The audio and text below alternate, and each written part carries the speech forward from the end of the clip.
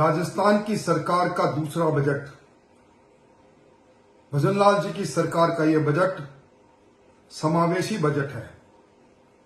इस बजट के अंदर जहां एक और राजस्थान की आधारभूत संरचनाओं को मजबूत करने का प्रावधान किया गया है, वहीं हर वर्ग को राजस्थान के अंदर उसकी क्षमता के अनुसार काम करने का अवसर मिले, इस प्रकार का वातावरण बनाया गया है। आज दुनिया जिससे चिंतित है, हमारा बिगड़ता पर्यावरण, हमारी धरती की कम होती उर्वरा शक्ति, केमिकल का उपयोग, प्लास्टिक का उपयोग, इन सबको समावेश करते हुए देश में पहली बार भजनलाल जी की सरकार ने ग्रीन बजट प्रस्तुत किया है। उसमें 27,000 करोड़ से ज्यादा का प्रावधान किया है।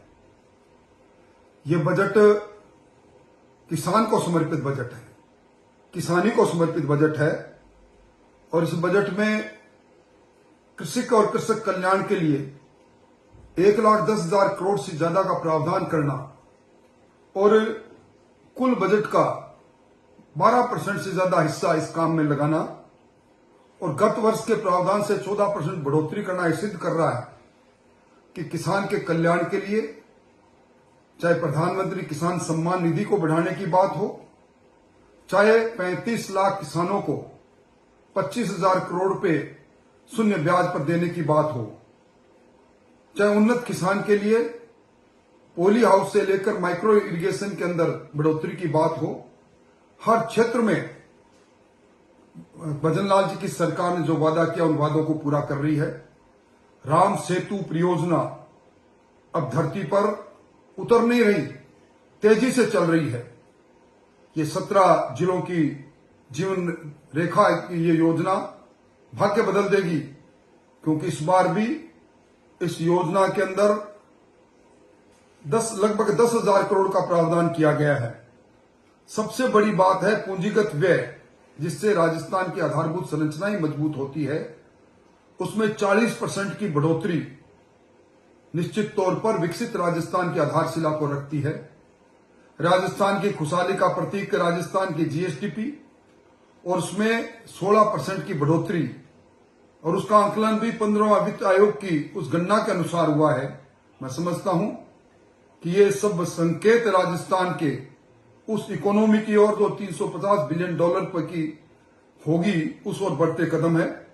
मुख्यमंत्री मुफ्त बिजली योजना के अंदर 150 यूनिट, और वो भी प्रधानमंत्री सूर्य योजना के साथ जोड़कर टीएसपी क्षेत्र के अंदर बड़ा प्रावधान।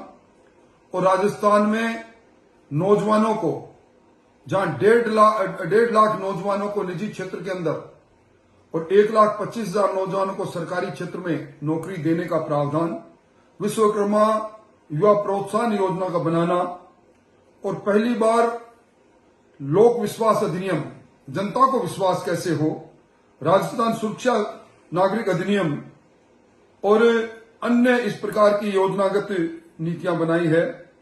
और लखपति दीदी, सोलर दीदी, अनेकों प्रावधान, मिड डे मील के अंदर बच्चों को 5 दिन दूध और अन्य योजना का समावेश इस बात को सिद्ध कर रहा है कि अब राजस्थान हर क्षेत्र में आगे बढ़ रहा है।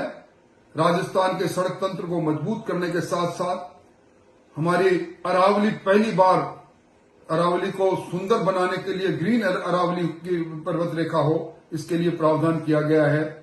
ये राजस्थान में पहली बार रोजगार नीति का होना, ट्रेड पॉलिसी का बनना इस बात को सिद्ध कर रहा है कि अब नीतिगत निर्णयों के अनुसार राजस्थान लगातार आगे बढ़ेगा।